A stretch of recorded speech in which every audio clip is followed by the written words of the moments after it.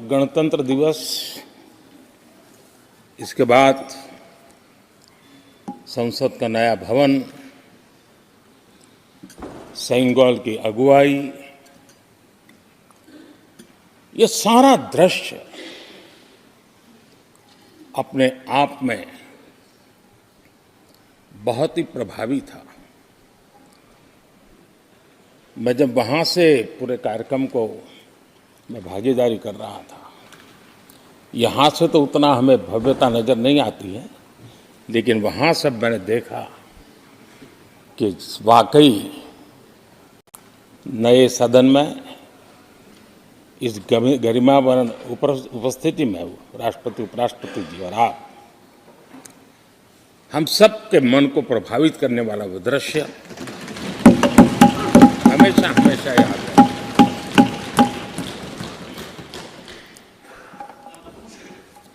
जिन माननीय करीब 60 से ज़्यादा माननीय सदस्यों ने राष्ट्रपति जी के आभार प्रस्ताव पर अपने अपने विचार रखे हैं, मैं विनम्रता के साथ अपने अपने विचार व्यक्त करने वाले सभी अपने माननीय सांसदगण का आभार व्यक्त करता हूँ। मैं विशेष रूप से विपक्ष ने जो संकल्प लिया है उसकी सराहना करता हूँ। उनके भाषण के एक एक बात से मेरा और देश का विश्वास पक्का हो गया है कि इन्होंने लंबे अरसे तक वहां रहने का संकल्प ले लिया।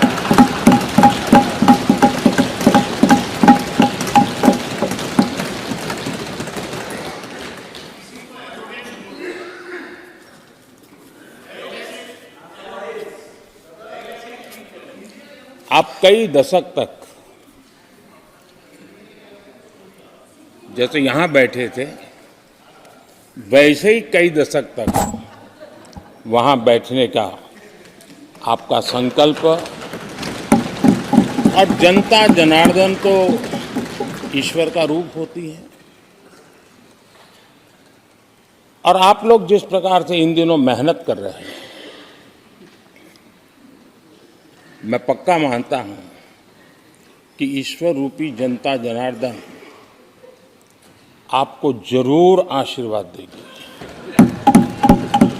और आप जिस ऊंचाई पे हैं उससे भी अधिक ऊंचाई पर जरूर पहुंचेंगे और अगले चुनाव में दर्शक दिशा में दिखेंगे।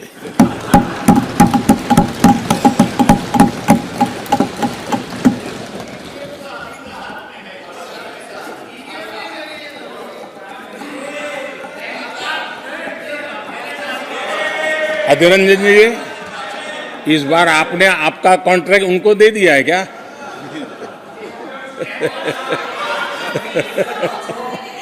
हमारे गीता में बोलते हैं कि अहंकारम बलम दर्पम। आपने इन्हीं चीजों को पचाया है।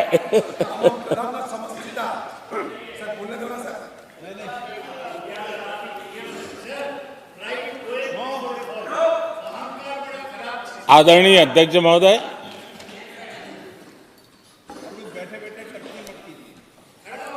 मैं देख रहा हूं कि आप में से बहुत लोग चुनाव लड़ने का हौसला भी खो चुके हैं, और मैंने सुना है बहुत लोग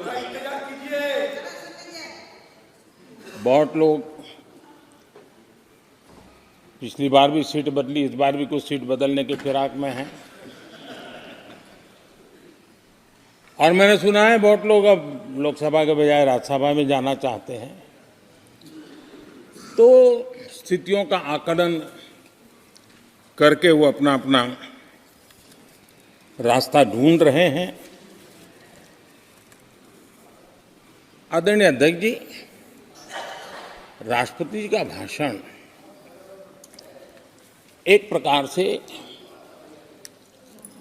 तथ्यों के आधार पर, हकीकतों के आधार पर एक बहुत बड़ा दस्तावेज है जो देश के सामने राष्ट्रपति जी ने प्रस्तुत किया। और इस पूरे दस्तावेज को आप देखेंगे तो उन हकीकतों को समेटने का प्रयास किया है जिससे देश किस स्पीड से प्रगति कर रहा है, किस स्केल के साथ गतिविधियों का विस्तार हो रहा है, उसका लेखा जोखा आदरणीय राष्ट्रपति जी ने प्रस्तुत किया है। आदरणीय राष्ट्रपति जी ने भारत के उज्जवल भविष्य को ध्यान में रखते हुए 4 मजबूत स्तंभों पर हम सबका ध्यान केंद्रित किया है और उनका सही आकलन है कि देश के 4 स्तंभ जितने ज्यादा मजबूत होंगे, जितने ज्यादा विकसित होंगे, जितने ज्यादा समृद्ध होंगे, हमारा देश उतना ही समृद्ध होगा, उतना ही तेजी से समृद्ध होगा। और उन्होंने इन 4 स्तंभों का उल्लेख करते हुए देश की नारी शक्ति, देश की युवा शक्ति, देश के हमारे गरीब भाई बहन और देश के हमारे किसान, हमारे मछुआरे, हमारे पशुपालक, उनकी चर्चा की है। इनके सशक्तिकरण के माध्यम से राष्ट्र के विकसित भारत के लक्ष्य को प्राप्त करने की जो राह है, उसका स्पष्ट दिशा निर्देश आदरणीय राष्ट्रपति जी ने कहा है। अच्छा हो सकता है आपके यहाँ फिशरमैन माइनॉरिटी के ना हो सकता है आपके यहाँ पशुपालक माइनॉरिटी के ना हो सकता है किसान आपके यहाँ माइनॉरिटी के ना हो सकता है महिलाएं आपके यहाँ माइनॉरिटी में ना हो सकता है कि आपके यहाँ युवा में माइनॉरिटी। क्या हो गया है दादा? क्या देश के युवा जी की बात होती है?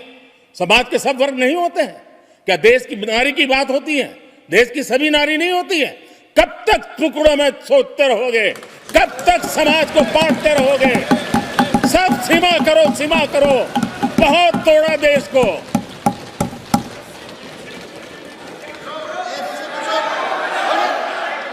आदरणीय अध्यक्ष जी, अच्छा होता कि जाते जाते तो कम से कम इस चर्चा के दरमियान कुछ सकारात्मक बातें होती, कुछ सकारात्मक सुझाव आते, लेकिन हर बार की तरह आप सब साथियों ने देश को बहुत निराश किया, क्योंकि आपकी सोच की मर्यादा देश समझ पा रहा है और उसको बार बार दर्द होता है कि ये दशा है इनकी सोचने की मर्यादा इतनी है। आदरणीय अध्यक्ष जी, नेता तो बदल गए लेकिन टेप रिकॉर्डर वही बज रही है, वही बातें, कोई नई बात आती नहीं और पुरानी ढपली और पुराना राग वही चलता रहता है आपका। चुनाव का वर्ष था, थोड़ी मेहनत करते, कुछ नया निकाल करके लाते, जनता को जरा संदेश दे पाते, उसमें भी फेल गए आप। चलिए ये भी मैं सिखाता हूं। आदरणीय अध्यक्ष जी, आज विपक्ष की जो हालत होगी ना, इसकी सबसे दोषी कांग्रेस पार्टी है।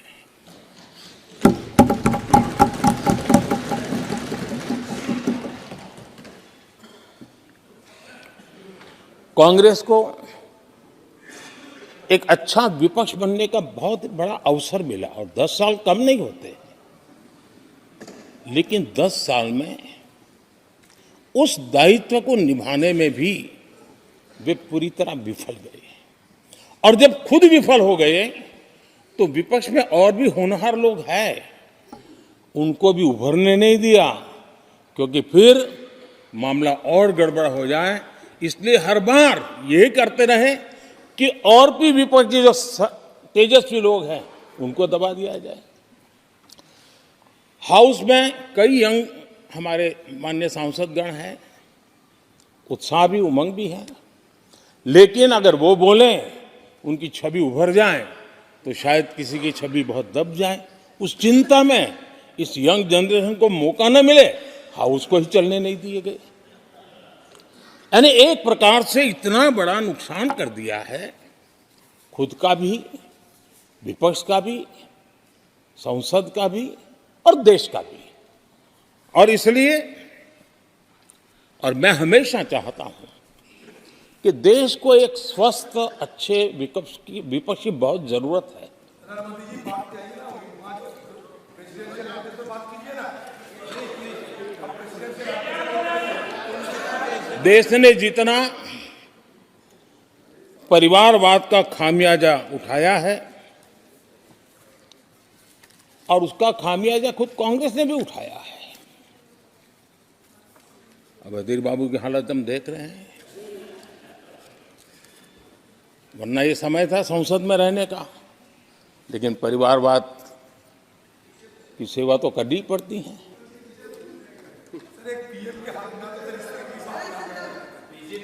आदरणीय अध्यक्ष जी, अब हालत देखिए, हमारे खरगे जी इस सदन से उस सदन शिफ्ट हो गए और गुलाम नबी जी तो पार्टी से ही शिफ्ट कर गए। ये सब परिवारवाद के भेंट चढ़ गए। एक ही प्रोडक्ट बार बार लॉन्च करने के चक्कर में कांग्रेस की दुकान ताला लगने की नौबत आ गई है। और ये दुकान हम नहीं कह रहे, आप लोग कह रहे हैं। आप लोग कहते हैं दुकान खोली है, सब जगह पे बोलते हैं, दुकान को ताला लगने की बात आई। नवरत्न की दुकान बंद करने की ऐलान हो रहे हैं। यहाँ हमारे दादा अपनी आदत छोड़ नहीं पाते हैं, वो वहां से बैठे बैठे कमेंट कर रहे हैं परिवारवाद की। मैं जरा समझा देता हूँ, आज माफ करना अध्यक्ष महोदय, मैं जरा समय ले रहा हूँ। आज हम किस परिवारवाद की चर्चा करते हैं? अगर किसी परिवार में अपने बलबूते पर जन समर्थन से एक से अधिक अनेक लोग अगर राजनीतिक क्षेत्र में भी प्रगति करते हैं, उसको हमने कभी परिवारवाद नहीं कहा है। हम परिवारवाद की चर्चा वो करते हैं जो पार्टी परिवार चलाता है, जो पार्टी परिवार के लोगों को प्राथमिकता देती है, जो पार्टी के सारे निर्णय परिवार के लोग ही करते हैं, वो परिवारवाद है। न राजनाथ जी की कोई पॉलिटिकल पार्टी है, न अमित शाह की कोई पॉलिटिकल पार्टी है। और इसलिए जहां एक परिवार को पार्टियां लिखी जाती हैं, वो लोकतंत्र में उचित नहीं है। लोकतंत्र में पार्टी अनेक, एक परिवार के 10 लोग राजनीति में आए, कुछ बुरा नहीं है। हम तो चाहते हैं नौजवान लोग आए।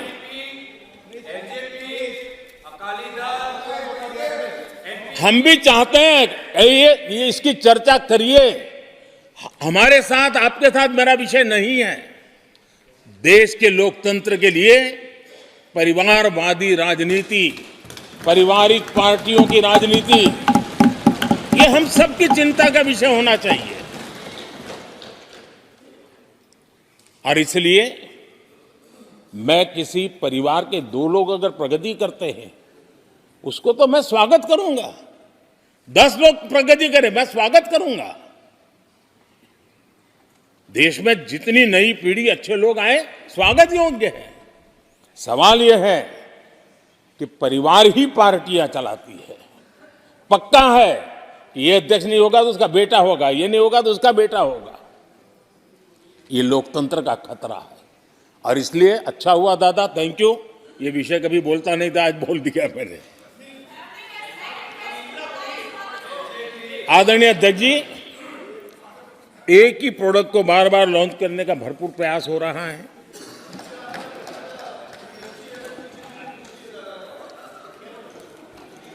आदरणीय अध्यक्ष जी, कांग्रेस एक परिवार में उलझ गई है।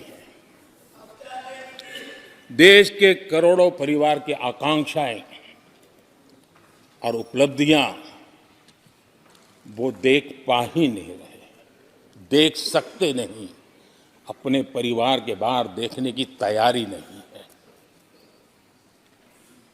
और कांग्रेस में एक कैंसिल कल्चर डेवलप हुआ है। कुछ भी है कैंसिल, कुछ भी है कैंसिल। ये एक ऐसे कैंसिल कल्चर में कांग्रेस फंस गई है। अगर हम कहते हैं मेक इन इंडिया तो कांग्रेस कहती है कैंसिल। हम कहते हैं आत्मनिर्भर भारत, कांग्रेस कहती है कैंसिल। हम कहते हैं वोकल फॉर लोकल, कांग्रेस कहती है कैंसिल। हम कहते हैं वंदे भारत ट्रेन, कांग्रेस कहती है कैंसिल। हम कहते हैं संसद की नई इमारत, कांग्रेस कहती है कैंसिल। यानी मैं हैरान हूं, ये कोई मोदी की उपलब्धियां नहीं है, देश की उपलब्धियां हैं।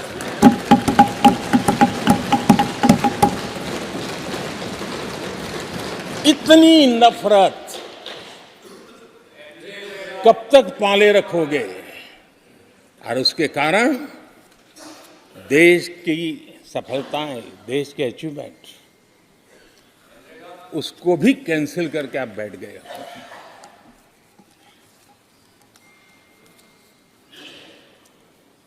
आदरणीय अध्यक्ष जी, राष्ट्रपति जी ने विकसित भारत के रोड मैप पर चर्चा करते हुए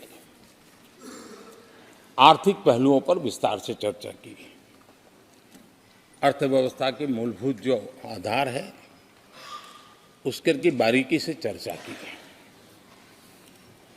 और भारत की मजबूत अर्थव्यवस्था को आज पूरी दुनिया सराह रही है, पूरी दुनिया उससे प्रभावित है। और जब विश्व संकट से गुजर रहा है तब तो उनको और ज्यादा अच्छा लगता है। G20 समिट के अंदर सारे देश ने देखा है कि पूरा विश्व भारत के लिए क्या सोचता है, क्या कहता है, क्या आशा करता है।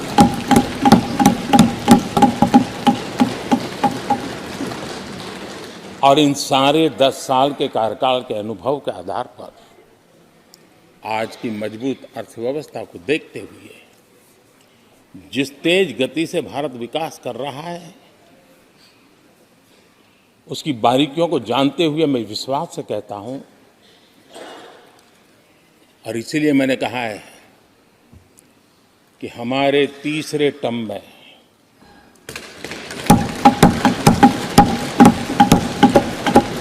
भारत दुनिया की तीसरी बड़ी आर्थिक ताकत बनेगा।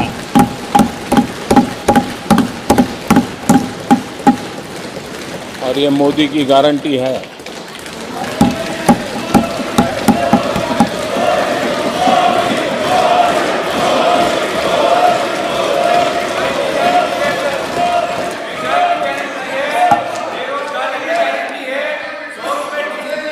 माननीय अध्यक्ष जी, इनको पहले मौका नहीं दिया था क्या?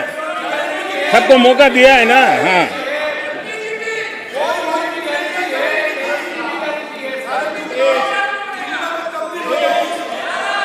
आदरणीय अध्यक्ष जी, जब हम दुनिया की तीसरी बड़ी आर्थिक शक्ति बनकर के उभरेंगे कहते हैं, तो हमारे विपक्ष में बैठे कुछ साथी कैसा कुतर्क देते हैं। वो कहते हैं इसमें क्या है, ये तो अपने आप हो जाएगा। क्या कमाल है आप लोगों की। मोदी का क्या है, ये तो अपने आप हो जाएगी। मैं जरा सरकार की भूमिका क्या होती है इस सदन के माध्यम से देश को और विशेष करके देश के युवा मन को बताना चाहता हूं, देश की युवा शक्तियों को बताना चाहता हूं कि होता कैसे है और सरकार की भूमिका क्या होती है। आदरणीय अध्यक्ष जी, 10 साल पहले 2014 में फरवरी महीने में जो इंटरिम बजट आया था, उस समय कौन लोग बैठे थे आपको तो मालूम ही है, देश को भी मालूम है। जो 10 साल पहले इंटरिम बजट आया था, उसे पेश करते समय उस समय के वित्त मंत्री ने जो कहा था, मैं उसको कोट कर रहा हूं, और एक एक शब्द बड़ा मूल्यवान है जी। जब आप लोग कहते हैं ना, ये तो अपने आप तीसरे नंबर पर जा ही जाएगा, ऐसा कहते हैं, उनको जरा समझना चाहिए। ये उन्होंने क्या कहा था? I now wish to look forward and outline a vision for the future, vision for the future. पूरे ब्रह्मांड के सबसे बड़े अर्थशास्त्री बोल रहे थे। I now wish to look forward and outline a vision for the future. आगे कहते हैं, I wonder how many have noted the fact that India's economy, in terms of the size of its GDP, is the 11th largest in the world. यानी 2014 में 11 number पहुंचने पर क्या गौरवगान होता था। आज 5 पर पहुंच गए और आपको क्या हो गया, क्या हो गया? आदरणीय अध्यक्ष जी, आदरणीय अध्यक्ष जी, आदरणीय अध्यक्ष जी, आदरणीय अध्यक्ष जी, आदरणीय अध्यक्ष जी, आदरणीय अध्यक्ष जी, मैं आगे पढ़ रहा हूं। गोगोई जी, थैंक यू, आपने अच्छा कहा। मैं आगे पढ़ रहा हूं, ध्यान से सुनिए साथियों, ध्यान से सुनिए। उन्होंने कहा था, is the 11th largest in the world. बड़ा गौरव का बात था। There are great things in the store, आगे वो कह रहे हैं, there are great things in store. फिर आगे कहते हैं, there is a well argued view that in the next 3 decades, India's nominal GDP will take the country to the 3rd rank after the US and China. उस समय ये ब्रह्मांड के बड़े अर्थशास्त्री कह रहे थे कि तीसरे नंबर पर 30 साल में हम पहुंच जाएंगे। 30 साल। और फिर कहा था, ये मेरा विजन, जो मैं मनमोहन सिंह नहीं थे उस वक्त, देखो मनमोहन सिंह नहीं थे। बहुत लोग हैं जो ये ख्यालों में रहते हैं वो ब्रह्मांड के सबसे बड़ी अर्थशास्त्री है। ये लोग 2014 में कह रहे हैं और विजन क्या देखते हैं, 2044, यानी 2044 तक तीसरी अर्थव्यवस्था की बात।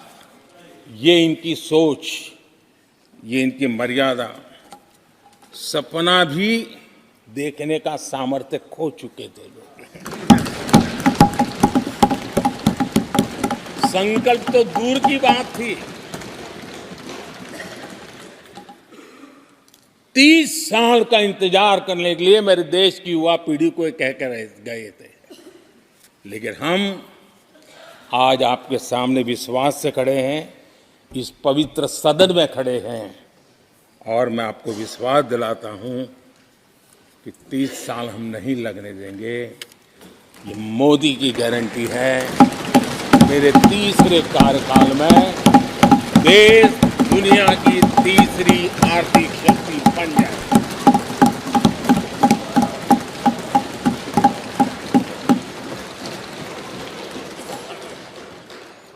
कैसे लक्ष्य रखते थे, उनकी सोच कहां तक जाती थी, दया आती है।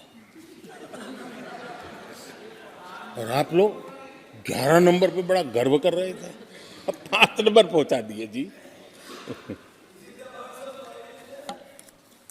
लेकिन अगर 11 पर पहुंचने से आपको खुशी होती थी तो 5 नंबर पहुंचने पर भी खुशी होनी चाहिए। देश 5 नंबर पर पहुंचा, आपको खुशी होनी चाहिए। इस बीमारी में फंसे पड़े हो। आदरणीय अध्यक्ष जी, भाजपा सरकार की काम करने की स्पीड, हमारे लक्ष्य कितने बड़े होते हैं, हमारा हौसला कितना बड़ा होता है, वो आज पूरी दुनिया देख रही है।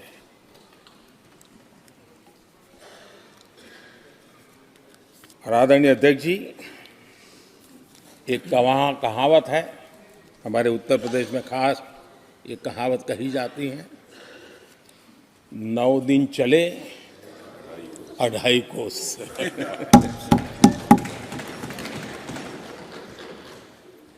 और मुझे लगता है कि ये कहावत पूरी तरह कांग्रेस को परिभाषित कर देती है।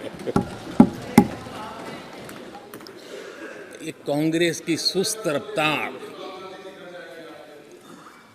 कांग्रेस की सुस्त रफ्तार का कोई मुकाबला नहीं।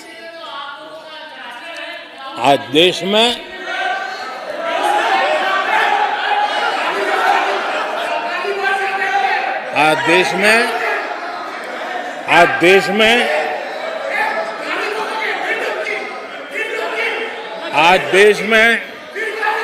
जिस रफ्तार से काम हो रहा है, कांग्रेस सरकार इस रफ्तार की कल्पना भी नहीं कर सकती। आदरणीय अध्यक्ष जी, शहरी गरीबों के लिए हमने 400 घर हमने गरीबों के लिए, आदरणीय अध्यक्ष जी, हमने गरीबों के लिए 4 करोड़ घर बनाए।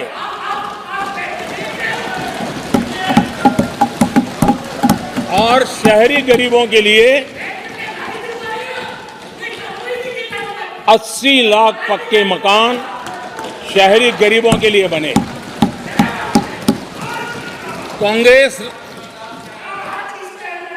अगर कांग्रेस की रफ्तार से घर बने होते तो क्या हुआ होता, मैं इसका हिसाब लगाता हूं। अगर कांग्रेस की जो रफ्तार थी उस प्रकार से चला होता तो 100 साल लगते, इतना काम करने में 100 साल लगते, 5 पीढ़ियां गुजर जाती।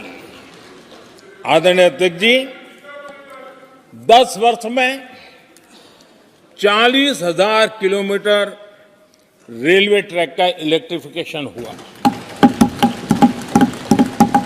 अगर कांग्रेस की रफ्तार से देश चलता, इस काम को करने में 80 साल लग जाते।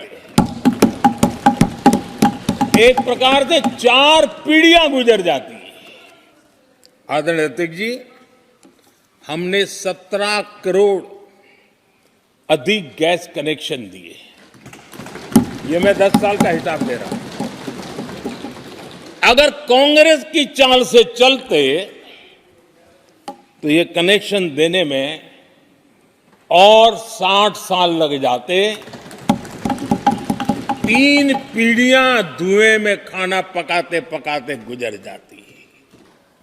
आदरणीय अध्यक्ष जी, हमारी सरकार ने सैनिटेशन कवरेज 40% से 100% तक पहुंची है।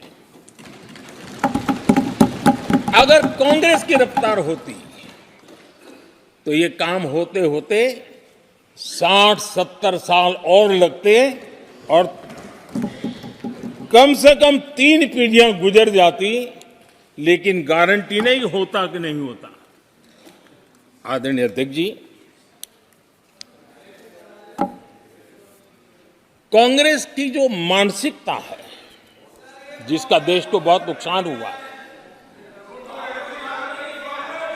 कांग्रेस ने देश के सामर्थ्य पर कभी भी विश्वास नहीं किया।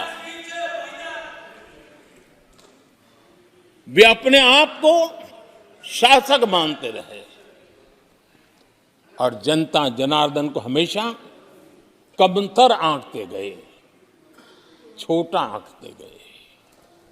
आदरणीय अध्यक्ष जी, देश के नागरिकों के लिए कैसा सोचते थे,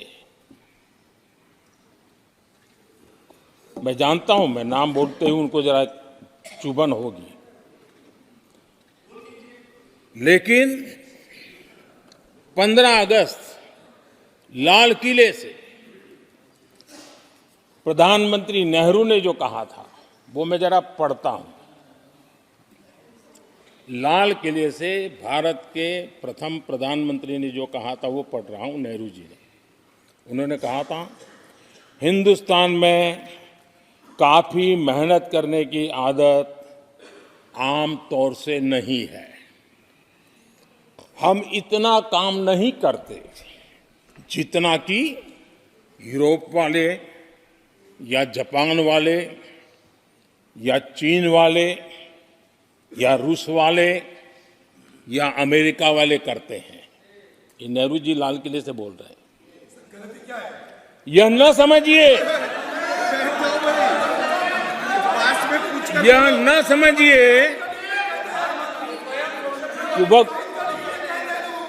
यह न समझिए कि वह कौमें, ये न समझिए कि वह कौमें कोई जादू से खुशहाल हो गई। वो मेहनत से हुई है और अक्ल से हुई है। ये उनको सर्टिफिकेट दे रहे हैं, भारत के लोगों को नीचा दिखा रहे हैं। यानी नेहरू जी की भारतीयों के प्रति सोच थी कि भारतीय आलसी है। नेहरू जी की भारतीयों के लिए सोच थी कि भारतीय कम अक्ल के लोग होते हैं। और आदरणीय अध्यक्ष जी, इंदिरा जी की सोच भी उससे ज्यादा अलग नहीं थी। इंदिरा जी ने जो लाल किले से 15 अगस्त को कहा था, लाल किले से 15 अगस्त को इंदिरा जी ने कहा था, दुर्भाग्यवश हमारी आदत ये है कि जब कोई शुभ काम पूरा होने को होता है तो हम आत्मतुष्टि की भावना से ग्रस्त हो जाते हैं, और जब कोई कठिनाई आ जाती है तो हम नाउम्मीद हो जाते हैं। कभी कभी तो ऐसा लगने लगता है कि पूरे राष्ट्र ने ही पराजय भावना को अपना लिया है। आज कांग्रेस के लोगों को देख करके लगता है कि इंदिरा जी भले देश के लोगों का आकलन सही न कर पाए, लेकिन कांग्रेस का एकदम सटीक आकलन उन्होंने किया।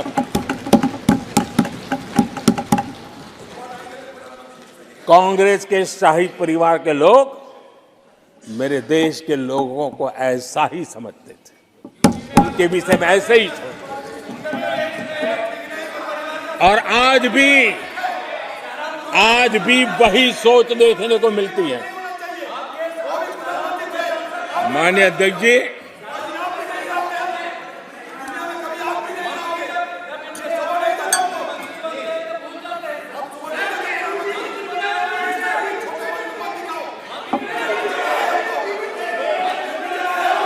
माननीय अध्यक्ष जी,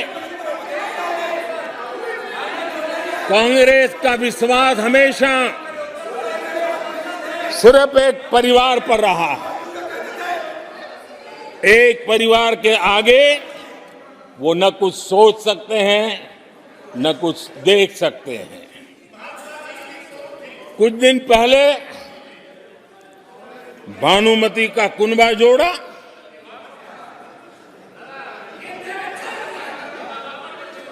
लेकिन फिर एकला चलो रे करने लग गए। कांग्रेस के लोगों ने नया नया मोटर मैकेनिक का काम सीखा है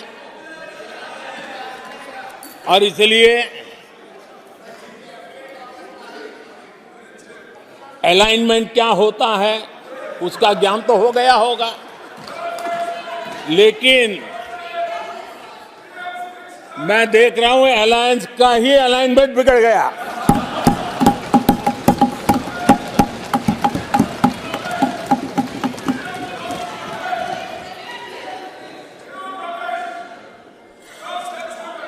इनको अपने इस कुनबे में अगर एक दूसरे पर विश्वास नहीं है तो ये लोग देश पर विश्वास कैसे करेंगे। आदरणीय अध्यक्ष जी, हमें देश के सामर्थ्य पर भरोसा है, हमें लोगों की शक्ति पर भरोसा है। आदरणीय अध्यक्ष जी, देश की जनता ने हमें जब पहली बार सेवा करने का अवसर दिया तो हमने पहले कार्यकाल में यूपीए के समय के जो गड्ढे थे वो गड्ढे भरने में हमारा काफी समय और शक्ति लगी। हम पहले कार्यकाल में वो गड्ढे भरते रहे। हमने दूसरे कार्यकाल में नए भारत की नींव रखी और तीसरे कार्यकाल में हम विकसित भारत को निर्माण को नई गति देंगे। आदरणीय अध्यक्ष जी, पहले कार्यकाल में हमने स्वच्छ भारत, उज्ज्वला,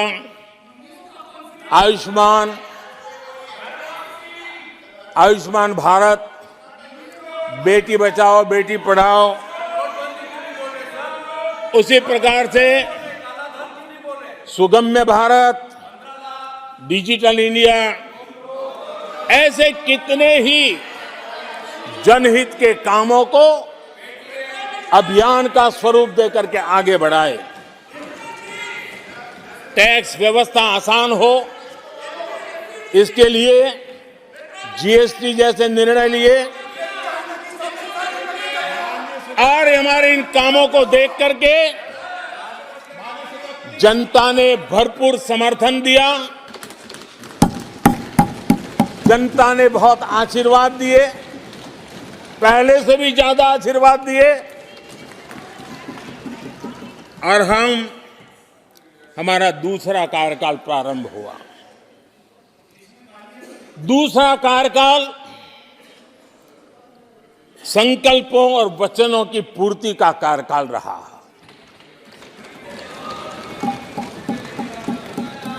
जिन उपलब्धियों का देश लंबे समय से इंतजार कर रहा था, वो सारे काम हमने दूसरे कार्यकाल में पूरे होते देखे।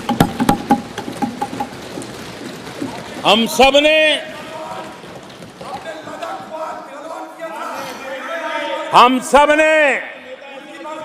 370 खत्म होते हुए देखा।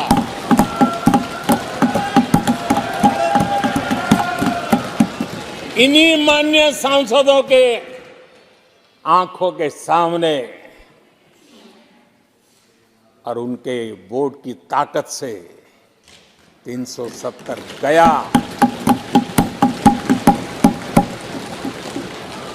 नारी शक्ति वंदन अधिनियम ये दूसरे कार्यकाल में कानून बना।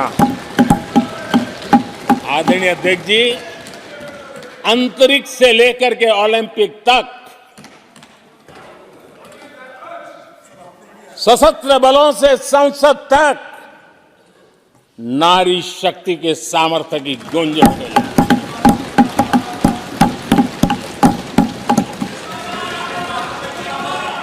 ये नारी शक्ति के सशक्तिकरण को आज देश ने देखा है। आदरणीय अध्यक्ष जी, उत्तर से दक्षिण तक, पूरब से पश्चिम तक लोगों ने दशकों से अटकी भटकी लटकी योजनाओं को समयबद्ध तरीके से पूरे होते हुए देखे। आदरणीय अध्यक्ष जी, अंग्रेजी शासन के पुराने दंड प्रधान कानूनों से हम please please please please please please माननीय सदस्यगण, सदन के नेता बोल रहे हैं, आपको प्लीज आप समझाइए। सदन के नेता बोल रहे हैं, आपको मैंने सबको पर्याप्त समय पर्याप्त अवसर दिया था। यह तरीका गलत है, यह हमें मर्यादा बना के रखना पड़ेगा। प्लीज बैठे बैठे कोई टिप्पणी नहीं करेगा। प्लीज प्लीज प्लीज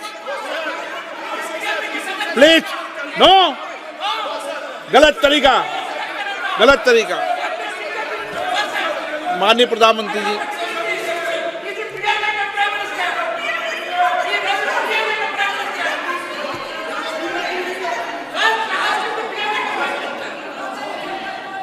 ये तरीका है क्या आपका?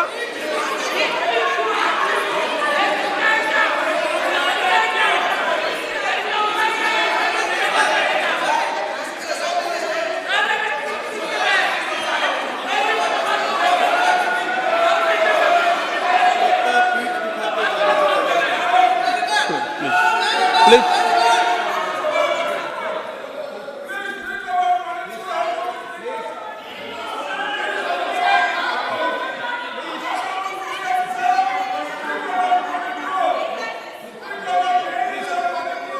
आदरणीय अध्यक्ष जी,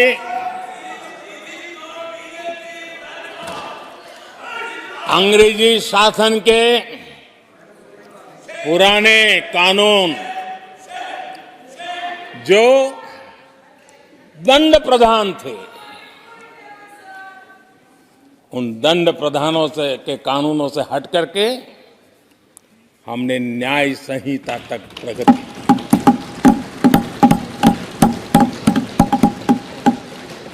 हमारी सरकार ने सैकड़ों ऐसे कानूनों को समाप्त किया जो अप्रासंगिक हो गए थे। सरकार ने 40,000 से ज्यादा कंप्लायंसेस खत्म कर दिए। आदरणीय अध्यक्ष जी, भारत ने अमृत भारत और नमो भारत ट्रेनों से भविष्य की उन्नति के सपने देखे।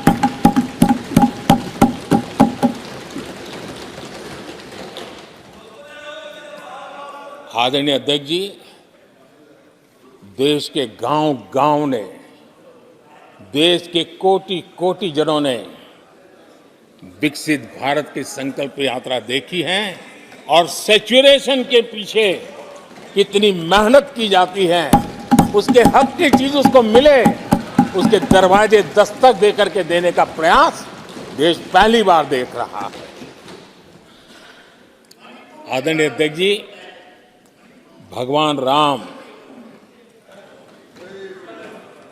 आदरणीय अध्यक्ष जी, भगवान राम न सिर्फ अपने घर लौटे, बल्कि एक ऐसे मंदिर का निर्माण हुआ जो भारत की महान सांस्कृतिक परंपरा को नई ऊर्जा देता रहेगा।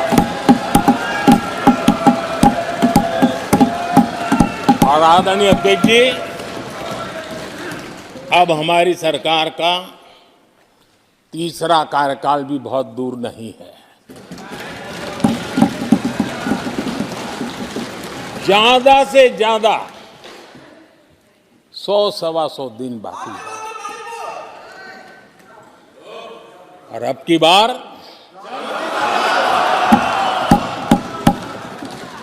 पूरा देश कह रहा है, अब की बार खड़गे जी भी कह रहे हैं। लेकिन अध्यक्ष जी, मैं आमतौर पर ये आंकड़े के चक्कर में नहीं पड़ता, लेकिन मैं देख रहा हूं देश का मिजाज एनडीए को तो 400 पार कर पाई के रहेगा, लेकिन भारतीय जनता पार्टी को 370 सीट अवश्य देगा।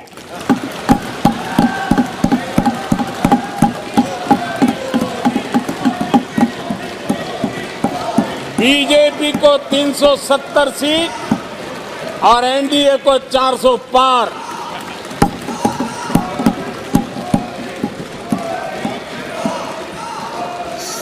सभा की कार्रवाई इस विषय की समाप्ति तक बढ़ा दी जाए। आदरणीय अध्यक्ष जी, हमारा तीसरा कार्यकाल बहुत बड़े फैसलों का होगा।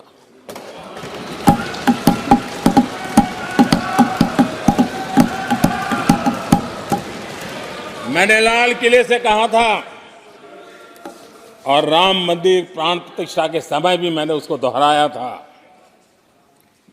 मैंने कहा था देश को अगले 1000 वर्षों तक समृद्ध और सिद्धि के शिखर पर देखना चाहिए।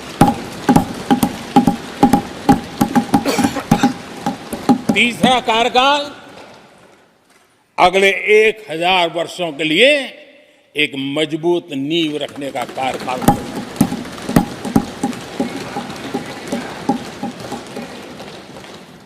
आदरणीय अध्यक्ष जी, मैं भारतवासियों के लिए, उनके भविष्य के लिए बहुत ही विश्वास से भरा हुआ हूं। मेरा देश के 140 करोड़ नागरिकों के सामर्थ्य पर अपार भरोसा है। मेरा बहुत विश्वास है।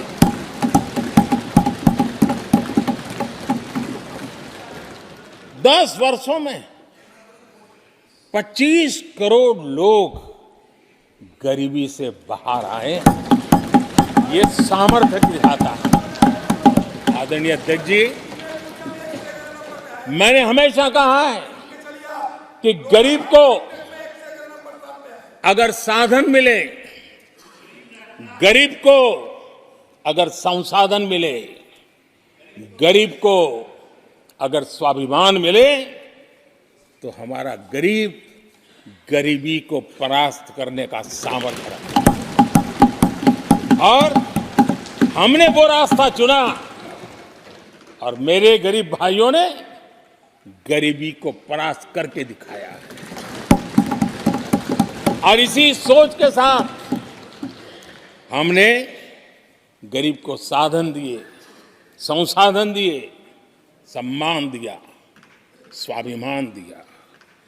50 करोड़ गरीबों के पास आज बैंक खाता है। कभी वो बैंक से गुजर नहीं पाता। 4 करोड़ गरीबों के पास पक्का घर है। घर उसके स्वाभिमान को एक नया सामर्थ्य देता है। 11 करोड़ से अधिक परिवारों को पीने का शुद्ध जल पानी नल से मिल रहा है। 55 करोड़ से अधिक गरीबों को आयुष्मान भारत कार्ड मिला है। घर में कोई भी बीमारी आ जाए, उस बीमारी के कारण फिर से वो गरीबी की तरफ लुढ़क न जाए, उसको भरोसा है कितनी भी बीमारी क्यों ना आ जाए, मोदी बैठा है। 80 करोड़ लोगों को मुफ्त अनाज की सुविधा दी गई है। आदरणीय अध्यक्ष जी, मोदी ने उनको पूछा जिनको पहले कोई पूछता तक नहीं था। देश में पहली बार रेहड़ी पटरी वाले साथियों के बारे में सोचा गया। पीएम स्वनिधि योजना से आज वो ब्याज के चक्कर से बाहर निकले, बैंक से पैसे लेकर अपने कारोबार को बढ़ा रहे हैं। देश में पहली बार हाथ का हुनर जिनका सामर्थ्य है, जो राष्ट्र का निर्माण भी करते हैं, ऐसे मेरे विश्वकर्मा साथियों के बारे में सोचा गया। उनको आधुनिक टूल, आधुनिक ट्रेनिंग, पैसों की मदद, वैश्विक मार्केट उनके लिए खुल जाए, ये मेरे विश्वकर्मा भाइयों के लिए हमने कहा। देश में पहली बार पीवीटीजी यानी जनजातियों में भी अति पिछड़े जो हमारे भाई बहन हैं, संख्या बहुत कम है, वोट के हिसाब से किसी को नजर नहीं जाती, हम वोट से परे हैं, हम दिलों से जुड़े हैं। और इसलिए पीवीटीजी जातियों के लिए पीएम जनमन योजना बना करके उनके कल्याण का मिशन मोड में काम उठाया है। इतना ही नहीं, सरहद के जो गांव थे जिनको आखिरी गांव करके छोड़ दिया गया था, हमने वो आखिरी गांव को पहला गांव बना करके विकास की पूरी दिशा बदल दी।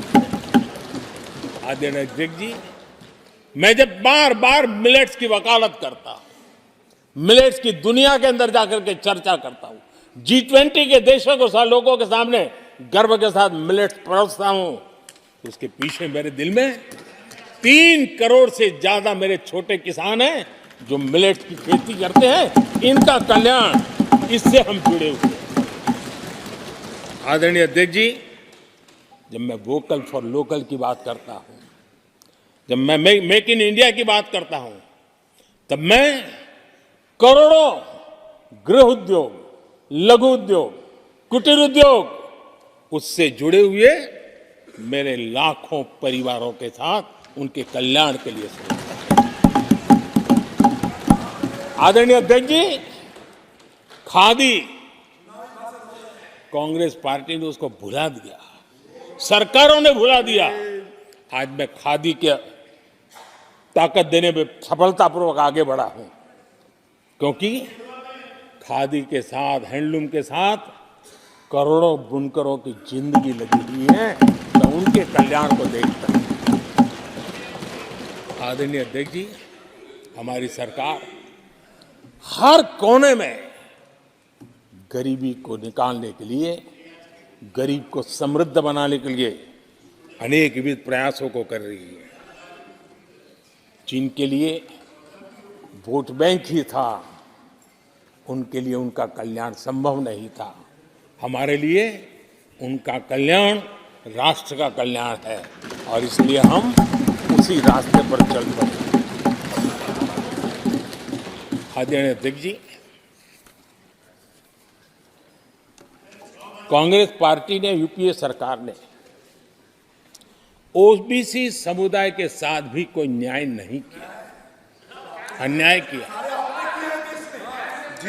इन लोगों ने ओबीसी नेताओं का अपमान करने में कोई कोर कसर नहीं छोड़ी है।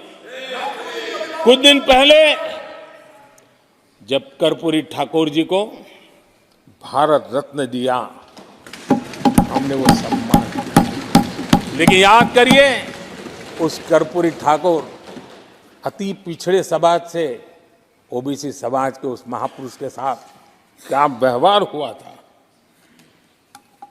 किस प्रकार से उनके साथ जुल्म किया। 1970 में बिहार के मुख्यमंत्री बने तो उनको पद से हटाने के लिए कैसे कैसे खेल खेले गए थे। उनकी सरकार स्थिर करने के लिए क्या कुछ नहीं किया गया था। आदरणीय अध्यक्ष जी, कांग्रेस को अति पिछड़ा व्यक्ति बर्दाश्त नहीं हुआ था। 1987 में जब कांग्रेस के पास पूरे देश में उनका झंडा फहरता था, सत्ता ही सत्ता थी, तब उन्होंने कर्पूरी ठाकुर को प्रतिपक्ष के नेता के रूप में स्वीकार करने से मना कर दिया। और कारण क्या दिया? वो संविधान का सम्मान नहीं कर सकते। जिस कर्पूरी ठाकुर ने पूरा जीवन लोकतंत्र के सिद्धांतों के लिए, संविधान की मर्यादाओं के लिए खपा दिया, उनका अपमान करने का काम कांग्रेस पार्टी ने किया था। आदरणीय अध्यक्ष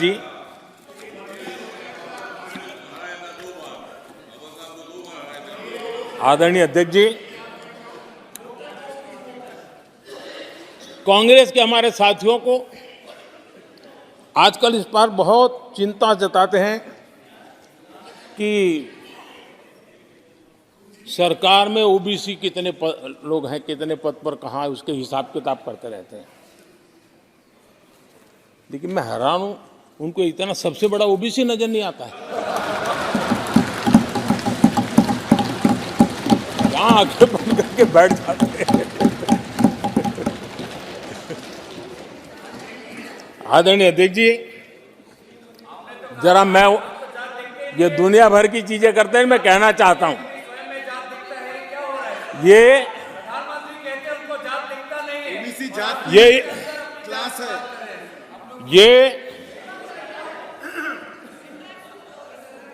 यूपीए के समय एक एक्स्ट्रा कॉन्स्टिट्यूशनल बॉडी बनाई गई थी, जिसके सामने सरकार की कुछ नहीं चलती थी। नेशनल एडवाइजरी काउंसिल, जरा कोई निकाल करके देखे उसमें क्या कोई ओबीसी था क्या? जरा निकाल के देखिए। इतनी बड़ी बड़ी पावरफुल बॉडी बनाई थी और वो तो अपॉइंट कर रहे थे। आदरणीय अध्यक्ष जी, पिछले 10 वर्षों में नारी शक्ति के सशक्तिकरण को लेकर के अनेक विविध कदम उठाए गए हैं।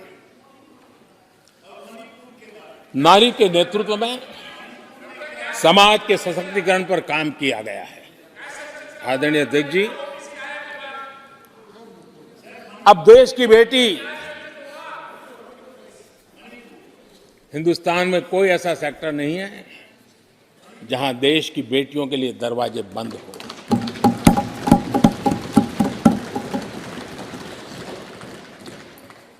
आज हमारे देश की बेटियां फाइटर जेट भी उड़ा रही हैं और हमारे देश की सीमाओं को भी सुरक्षित रख रही है। आदरणीय अध्यक्ष महोदय, ग्रामीण व्यवस्था, अर्थव्यवस्था हमारी, women self help group 10 crore बहनें जुड़ी है और आर्थिक गतिविधि करती है और ग्रामीण अर्थव्यवस्था को वो नई ताकत दे रही है। और मुझे आज खुशी है कि इन प्रयासों का परिणाम है कि आज करीब करीब 1 करोड़ लखपति दीदी आज देश में। और जब मेरी उनसे बातें होती है, उनका जो आत्मविश्वास देखता हूं, मेरा पक्का विश्वास है हम जिस तरह आगे बढ़ रहे हैं, आने वाले हमारे कार्यकाल में 3 करोड़ लखपति दीदी हमारे देश के अंदर देखेंगे। आप कल्पना कर सकते हैं गांव की अर्थव्यवस्था को कितना बड़ा बदलाव हो जाएगा। आदरणीय अध्यक्ष जी, हमारे देश में बेटियों के संबंध में जो पहले सोच थी, समाज के घर में घुस गई थी, दिमाग में भी घुस गई थी, आज वो सोच कितनी तेजी से बदल रही है। थोड़ा सा बारीकी से देखेंगे तो हमें पता चलेगा कितना बड़ा सुखद बदलाव आ रहा है। पहले अगर बेटी का जन्म होता था तो चर्चा होती थी, अरे खर्चा कैसे उठाएंगे, उसको कैसे पढ़ाएंगे, उसके आगे की जिंदगी का एक प्रकार से कोई बोझ है, ऐसी चर्चाएं हुआ करती थी। आज बेटी पैदा होती है तो पूछा जाता है, अरे सुकन्या समृद्धि अकाउंट खुला कि नहीं खुला? बदलाव। आदरणीय जी, पहले सवाल होता था प्रेग्नेंट होने पर नौकरी नहीं कर पाओगे। पहले ये बात होती थी प्रेग्नेंट होने पर नौकरी नहीं कर पाओगे। आज कहा जाता है 26 हफ्ते की पेड लीव और बाद में भी अगर चाहिए तो मिलेगी। ये बदलाव होता है। पहले समाज में सवाल होते थे कि महिला होकर नौकरी क्यों करना चाहती हो, क्या पति की सैलरी कम पड़ रही, ऐसे सवाल होते थे। आज लोग पूछ रहे हैं, मैडम आपका जो स्टार्टअप है ना बहुत प्रगति कर रहा है, क्या मुझे नौकरी मिलेगी? ये बदला।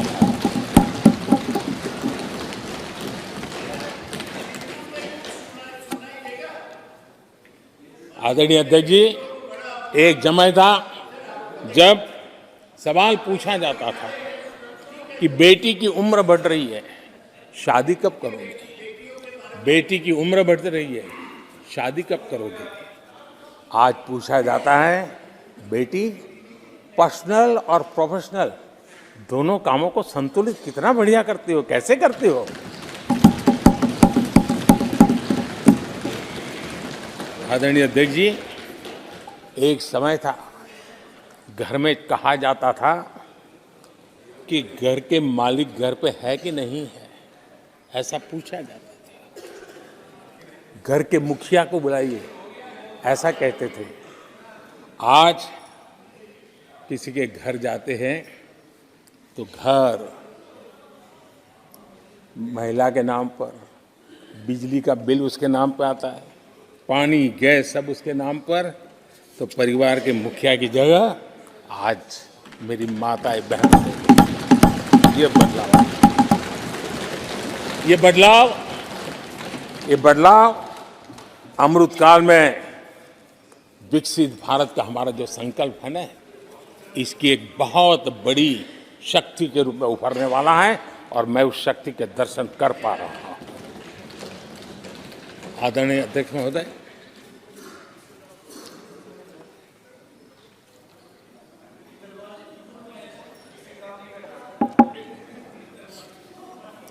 किसानों के लिए आंसू बहाने की आदत मैंने बहुत देखी है। किसानों के साथ कैसा कैसा विश्वासघात किया गया है, ये देश ने देखा है। कांग्रेस के समय कृषि के लिए कुल वार्षिक बजट होता था 25,000 करोड़ रुपया। आदरणीय अध्यक्ष जी, हमारी सरकार का बजट है 1.25 लाख करोड़ रुपया। आदरणीय अध्यक्ष जी, कांग्रेस ने अपने 10 साल के कार्यकाल में 7 लाख करोड़ रुपया का धान और गेहूं किसानों से खरीदा था।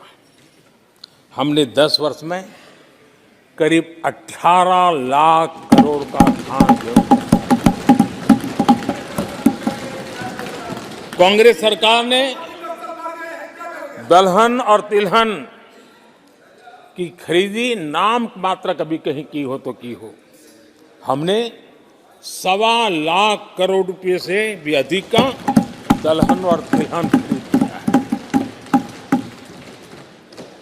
हमारे कांग्रेस के साथियों ने पीएम किसान सम्मान निधि का मड़ा उड़ाया और जब मैंने मेरी पहली टर्म में ये योजना शुरू की थी तो मुझे याद है कि झूठा नैरेटिव की जो फैशन चल पड़ी है, गांव में जाके कहा जाता था कि देखिए ये मोदी के पैसे मत लेना, ये चुनाव एक बार जीत गया तो सारे पैसे ब्याज समेत तुमसे वापस मांगेगा, ऐसा झूठ फैलाया गया था। किसानों को इतना मूर्ख बनाने की कोशिश की गई थी। आदरणीय अध्यक्ष जी, पीएम किसान सम्मान निधि 2,80,000 करोड़ रुपए हमने भेजे। पीएम फसल बीमा योजना 30,000 रुपया का प्रीमियम और उसके सामने 1.5 लाख करोड़ रुपया मेरे किसान भाई बहनों को दिया।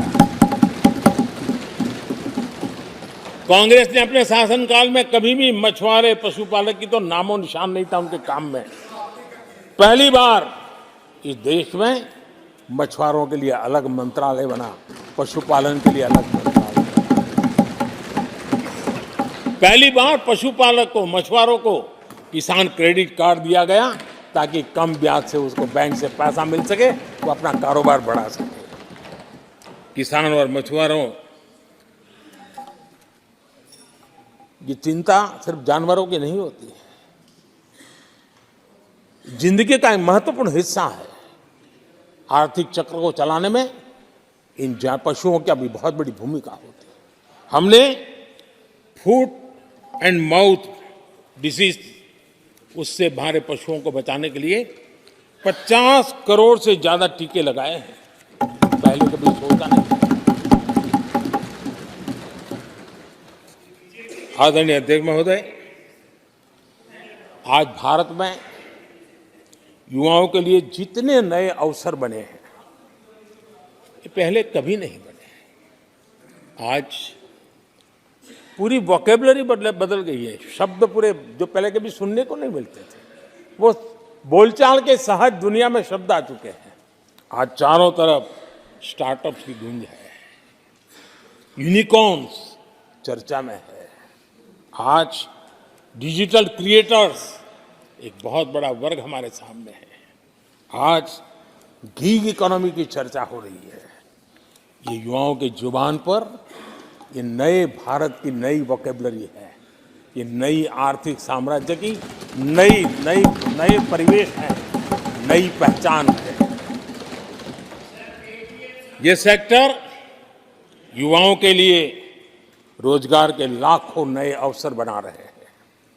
2014 से पहले डिजिटल इकोनॉमी की साइज ना के बराबर थी, बहुत ज्यादा उसकी चर्चा भी नहीं थी।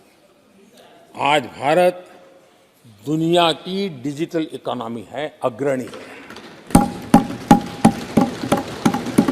लाखों युवा इससे जुड़े हैं और आने वाले समय में ये डिजिटल इंडिया मूवमेंट जो है वो देश के नौजवानों के लिए अनेक अनेक अवसर, अनेक अनेक रोजगार, अनेक अनेक प्रोफेशंस के लिए अवसर लेकर के आने वाला है। आदरणीय अध्यक्ष जी, आज Bharat made in India phone दुनिया में पहुंच रहे हैं। दुनिया में हम नंबर 2 बन गए हैं। और एक तरफ सस्ता मोबाइल प्राप्त हुआ है और दूसरी तरफ सस्ता डेटा।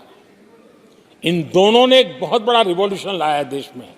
और दुनिया में हम जिस कीमत पे आज हमारे नौजवानों को ये प्राप्त करवा रहे हैं, सबसे कम कीमत पर करवा रहे हैं और वो एक कारण बना है। आज मेड इन इंडिया अभियान, रिकॉर्ड मैन्युफैक्चरिंग, रिकॉर्ड एक्सपोर्ट, यह देश देख रहा है। आदरणीय जी, ये सारे काम हमारे नौजवानों के लिए सबसे ज्यादा रोजगार लाने वाले काम हैं, सबसे ज्यादा रोजगार के अवसर पैदा करेंगे। आदरणीय अध्यक्ष महोदय, 10 वर्ष में टूरिज्म सेक्टर में अभूतपूर्व उछाल आया है। हमारे देश में ये ग्रोथ और टूरिज्म सेक्टर ऐसा है जिसमें कम से कम पूंजी निवेश में अधिक से अधिक लोगों को रोजगार देने वाला अवसर है और सामान्य से सामान्य व्यक्ति को भी ये रोजगार देने वाला अवसर है। स्वरोजगार की सबसे ज्यादा संभावनाएं वाला टूरिज्म क्षेत्र है। 10 वर्ष में एयरपोर्ट 2 गुने बने।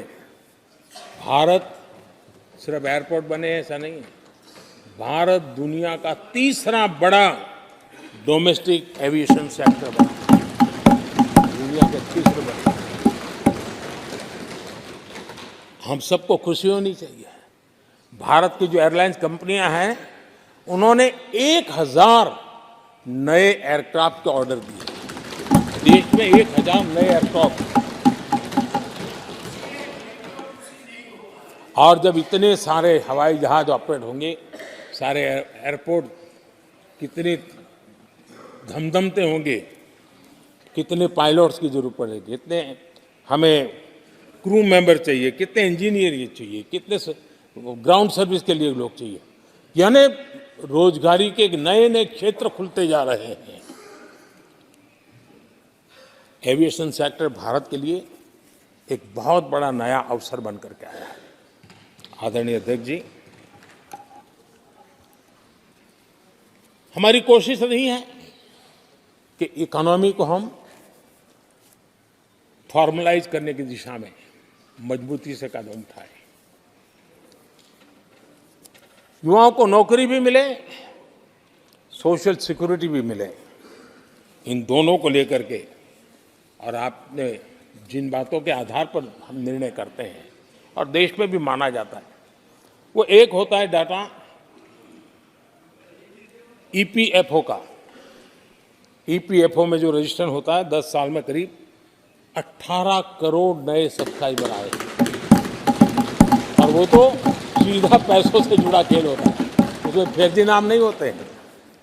मुद्रा लोन पाने वालों में 8 करोड़ लोग ऐसे हैं जिन्होंने जीवन में पहली बार कारोबार अपना शुरू किया है, बिजनेस। और जब मुद्रा लोन लेता है तो खुद तो रोजगारी पाता है, 1 या 2 और लोगों को भी रोजगारी देता है, क्योंकि उसका काम ऐसा होता है। हमने लाखों स्ट्रीट वेंडर्स को सपोर्ट किया है। 10 करोड़ महिलाएं एसएचजी से जुड़ी, जैसा मैंने कहा 1 लाख, और लखपति दीदी 1 करोड़, ये अपने आप में बहुत। और मैंने जैसा कहा हम 3 करोड़ के टारगेट को। आदरणीय अध्यक्ष जी, कुछ आंकड़े हैं जो अर्थशास्त्री समझते हैं, नहीं सामान्य मानवी भी समझता है। 2014 से पहले के 10 वर्षों में इंफ्रास्ट्रक्चर के निर्माण में करीब करीब 12 लाख करोड़ का बजट था। 10 साल में 12 लाख करोड़।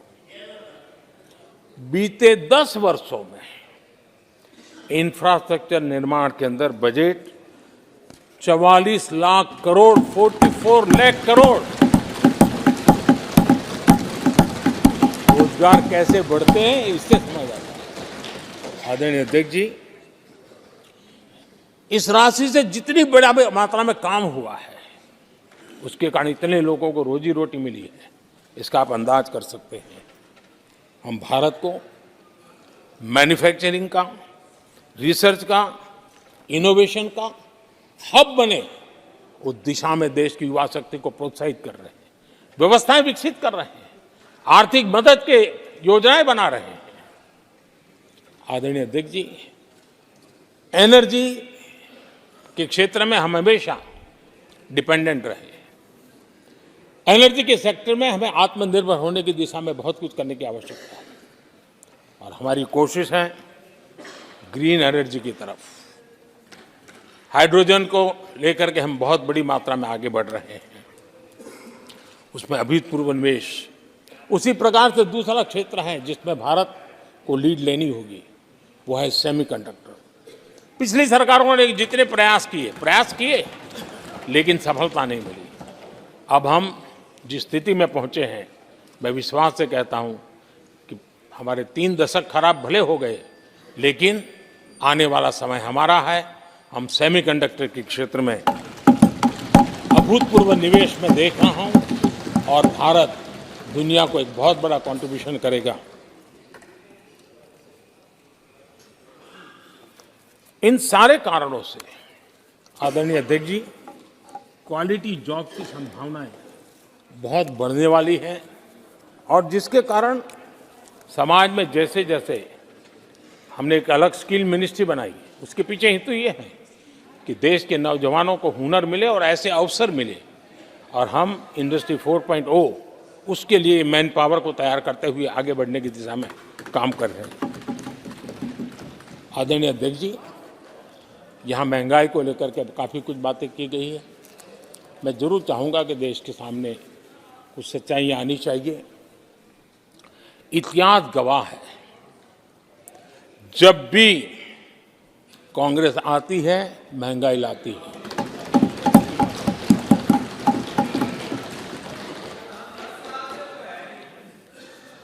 मैं कुछ वक्तव्य इस सदन में आज कहना चाहता हूं और किसी की आलोचना करने के लिए नहीं कह रहा हूं, लेकिन हो सकता है कि हमारी बात जो समझ नहीं पाते हैं वो अपने लोगों की बात को समझने का प्रयास करेंगे। कहा गया था कभी, और किसने कहा था वो मैं बाद में कहूंगा, हर चीज की कीमत बढ़ जाने की वजह से मुसीबत फैली है, आम जनता उनमें फंसी है। ये स्टेटमेंट ऑफ फैक्ट किसका है? ये कहा था हमारे पंडित नेहरू जी ने, लाल किले से कहा था उस समय। हर चीज की कीमत बढ़ जाने की वजह से मुसीबत फैली है, आम जनता उनमें फंसी है। ये उस समय की बात है। उन्होंने माना था लाल किले से, चारों तरफ महंगाई बढ़ी है। अब इस वक्तव्य के 10 साल के बाद, नेहरू जी के इस वक्तव्य के 10 साल के बाद, एक और वक्तव्य का कोट आपके सामने रखता हूं।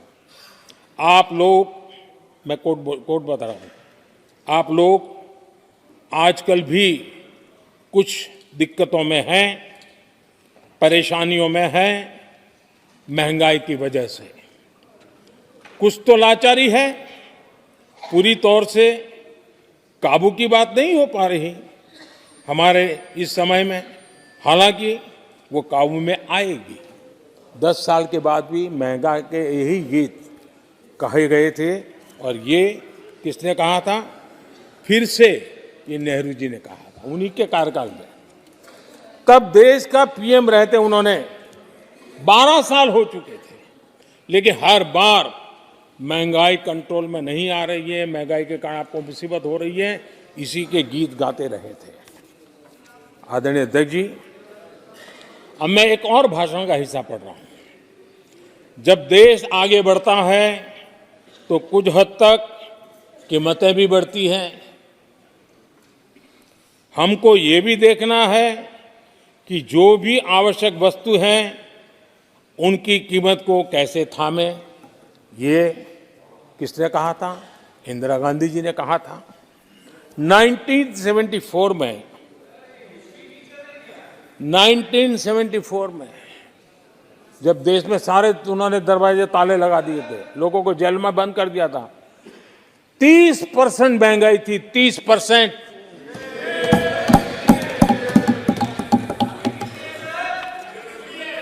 आदरणीय अध्यक्ष जी,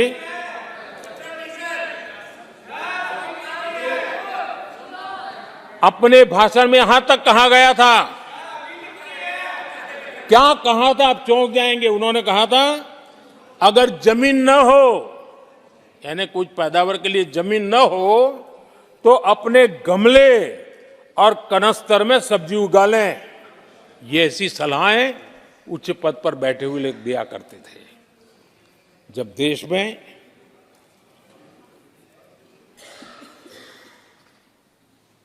महंगाई को लेकर के 2 गाने सुपरहिट हुए थे हमारे देश में, घर घर गाए जाते थे। एक महंगाई मार गई और दूसरा महंगाई डायन खाए जा, डायन खाए जा था। और ये दोनों गाने कांग्रेस के शासनकाल में आए।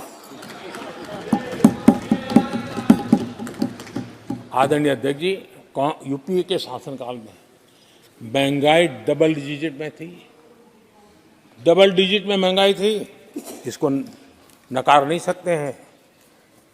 और यूपी का सरकार का तर्क क्या था जी? असंवेदनशीलता। ये कहा गया था कि महंगी आइसक्रीम खा सकते हो तो महंगाई का रोना क्यों रो रहे हो, ये कहा गया था। ये कहा गया था। जब भी कांग्रेस आई है उसने महंगाई को ही मजबूत किया। आदरणीय अध्यक्ष जी, हमारी सरकार ने महंगाई को लगातार नियंत्रण में रखा है। दो दो युद्ध के बावजूद और 100 साल में आए सबसे बड़े संकट के बावजूद महंगाई नियंत्रण में है और हम कर पाए हैं।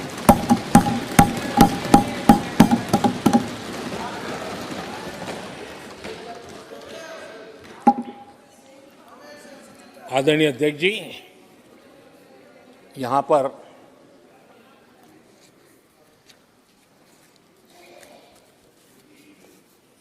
बहुत गुस्सा व्यक्त किया गया। जितना हो सका उतने कठोर शब्द में गुस्सा व्यक्त किया गया। उनका दर्द मैं समझता हूं, उनकी मुसीबत और ये गुस्सा मैं समझता हूं, क्योंकि तीर निशाने पर लगा है।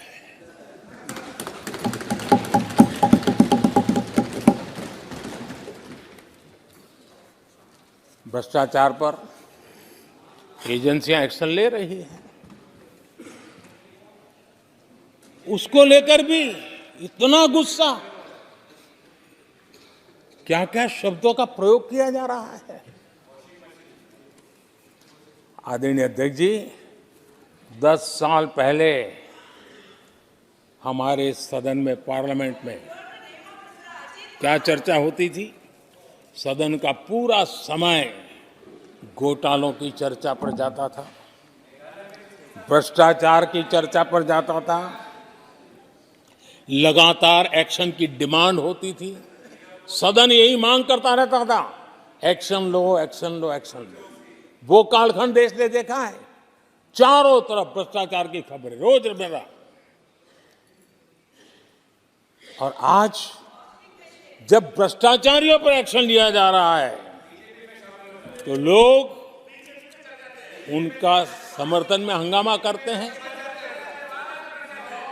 आदरणीय अध्यक्ष जी, इनके समय में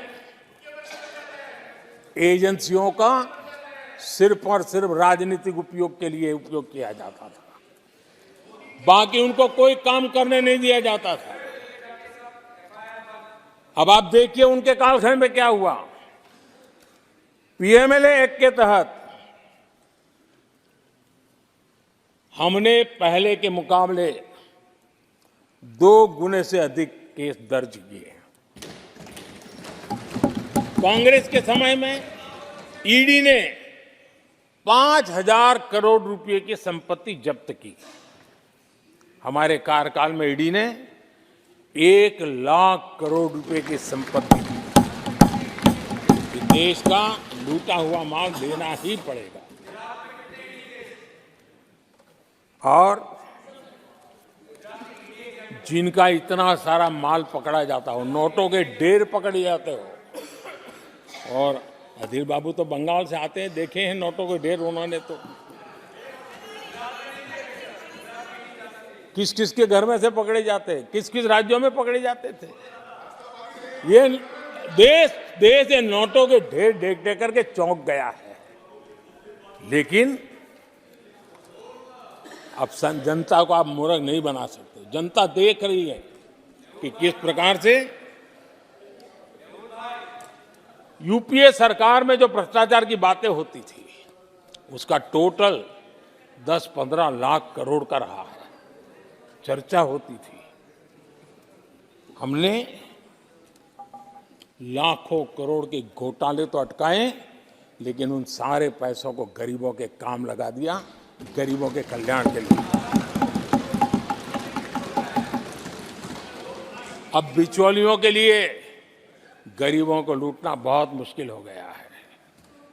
direct benefit transfer, Jan Dhan account, Aadhaar, mobile, उसकी ताकत हमने पहचानी है। 30 लाख करोड़ रुपए से ज्यादा रकम हमने लोगों के खाते में सीधी पहुंचाई।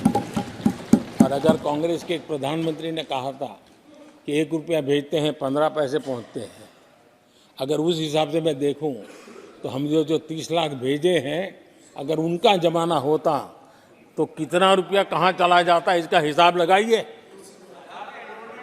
15% मुश्किल से लोगों के पास पहुंचता, बाकी सब कहां चला जाता। आदरणीय अध्यक्ष जी, हमने 10 करोड़ फर्जी नाम हटाए हैं। अभी लोग पूछते हैं पहले इतना आंकड़ा था, क्यों कम हुआ? आपने ऐसी व्यवस्था बनाई थी, जिस बेटी का जन्म नहीं हुआ, उसको आपके यहां से विधवा पेंशन जाते थे। और ऐसे सरकारी योजनाओं को मारने के जो रास्ते थे ना, 10 करोड़ फर्जी नाम बंद किए। ये जो परेशानी है ना इन चीजों की है, क्योंकि रोजमर्रा की काय उनकी बंद हो गई है। आदरणीय अध्यक्ष जी, हमने ये फर्जी नामों को हटाने से करीब करीब 3 लाख करोड़ रुपया फर्जी हाथों में जाने से बचाया, गलत हाथों में जाने से बचाया। देश के टैक्स पेयर का पाई पाई बचाना और सही काम में लगाना, इसके लिए हमने जीवन खपा रखे हैं। आदरणीय अध्यक्ष जी, सभी राजनीतिक दलों को भी सोचने की जरूरत है और समाज में भी जो लोग बैठे हैं उनको देखने की जरूरत है। आज देश का दुर्भाग्य है, पहले तो क्लासरूम में भी कोई अगर चोरी करता था, किसी की कॉपी करता था, तो वो भी 10 दिन तक अपना मुंह किसी को दिखाता नहीं था। आज जो भ्रष्टाचार के आरोप जिन पे सिद्ध हो चुके हैं, जो जेलों में समय निकाल करके पैरोल पर आए, आज वॉशिंग मशीन से भी बड़ा कंधे पे लेकर के महिमा मंडन कर रहे हैं ऐसे चोरों का सार्वजनिक जीवन में। कहां ले जाना चाहते हो देश को तुम? जो सजा हो चुकी है, मैं ये तो समझता हूं कि आरोप जो है उनके लिए तो आप सोच सकते हैं, लेकिन जो गुनाह सिद्ध हो चुका है, जो सजा काट चुके हैं, जो सजा काट रहे हैं, ऐसे लोगों का महिमा मंडन करते हो आप? कौन सा कल्चर और देश की अभावी पीढ़ी को क्या प्रेरणा देना चाहते हो आप? कौन से रास्ते और ऐसी कौन सी आपकी मजबूरी है?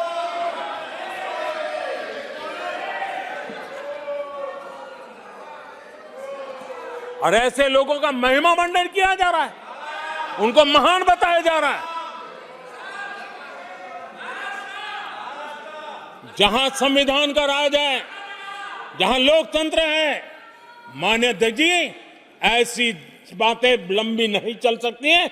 ये लोग लिख करके रखें, ये जो महिमा मंडन का काम चल रहा है उनका, वो अपने ही खात्मे की चिट्ठी पे सिग्नेचर कर रहे हैं लोग।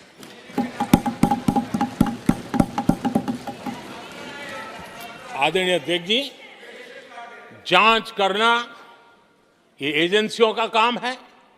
एजेंसियां स्वतंत्र होती हैं और संविधान ने उनको स्वतंत्र रखा हुआ है, और जज करने का काम न्यायाधीश का है। जज करने का काम न्यायाधीश का है और वो अपना काम कर रहे हैं। और अध्यक्ष जी, मैं इस पवित्र सदन में फिर से दोहराना चाहूंगा, जिसको जितना जुल्म मुझ पर करना है कर ले, मेरी भ्रष्टाचार के खिलाफ लड़ाई चलती रहेगी। जिसने देश को लूटा है उनको लौटाना पड़ेगा, जिन्होंने देश को लूटा है उनको लौटाना पड़ेगा। ये मैं देश को इस सदन की पवित्र जगह से वादा करता हूं। जिसको जो आरोप लगाना है लगा लें, लेकिन देश को लूटने नहीं दिया जाएगा, और जो लूटा है वो लौटाना पड़ेगा। आदरणीय अध्यक्ष जी, देश सुरक्षा और शांति का एहसास कर रहा है।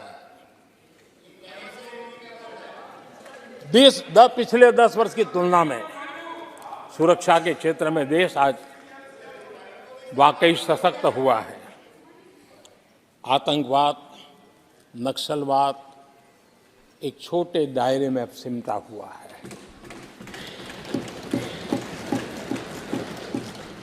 लेकिन भारत की जो टेररिज्म के प्रति जीरो टॉलरेंस नीति है, आज पूरे विश्व को भी भारत की इस नीति की तरफ चलने के लिए मजबूर होना पड़ा।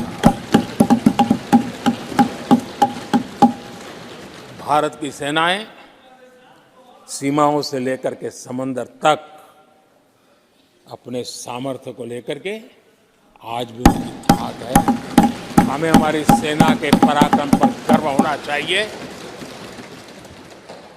हम कितना ही उनके मोरल तोड़ने की कोशिश करें, मुझे मेरी सेना पर भरोसा है। मैंने उनके सामर्थ्य को देखा है। कुछ राजनेता सेना के लिए हल्के फुल्के शब्द बोल दें, इससे मेरे देश की सेना डिमोरलाइज होगी। ये सपनों में कोई रहते तो निकल जाए। देश के मूड को वो खत्म नहीं कर सकते, और किसी के एजेंट बन करके इस प्रकार की भाषा अगर कहीं से भी उठती है, देश कभी स्वीकार नहीं कर सकता है। और जो खुलेआम देश में अलग देश बनाने की वकालत करते हैं,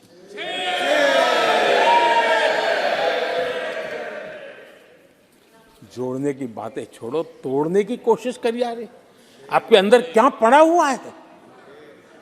क्या इतने टुकड़े करके अभी भी आपके मन को समाधान नहीं हुआ है?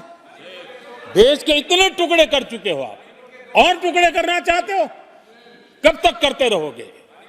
आदरणीय अध्यक्ष जी,